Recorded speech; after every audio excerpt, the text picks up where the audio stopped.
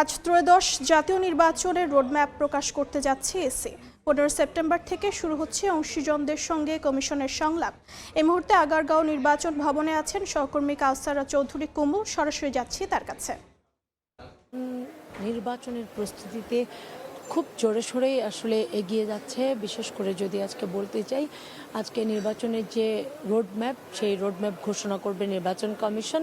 আর এই রোডম্যাপেই মূলত নির্বাচন পরবর্তী পর্যন্ত প্রস্তুতির আগে এবং পরে, নির্বাচনের পরে সব কিছুই আসলে এখানে তারা সময় নির্ধারণ করে থাকেন এবং কোন কোন বিষয়গুলো মূলত কোন সময় করবেন সেটিও এই রোডম্যাপের মধ্যেই নির্ধারণ করা হয়ে থাকে। যেমন যদি আমরা ধরি যে রাজনৈতিক অংশীজনদের সাথে তারা সংলাপে বসবে নির্বাচন কমিশন, 15 সেপ্টেম্বরের মধ্যে তারা বসতে চায় এবং এই অংশীজনদের মধ্যে সবার প্রথমে তারা সুশীল সমাজের প্রতিনিধি, গণমাধ্যম এবং পরে রাজনৈতিক দলের সাথে সংলাপে বসবে। কারণ যেহেতু নতুন দলের নিবন্ধন প্রক্রিয়া এখনও শেষ হয়নি, সেটিও কবে নাগাদ সম্পন্ন হবে সেটিও কিন্তু নির্বাচন কমিশন এই রোডম্যাপের মধ্যেই লিপিবদ্ধ করেছে। তারা চাচ্ছে যে 30 সেপ্টেম্বরের মধ্যে নতুন রাজনৈতিক দলগুলোকে নিবন্ধন চূড়ান্ত করে প্রজ্ঞাপন জারি করতে।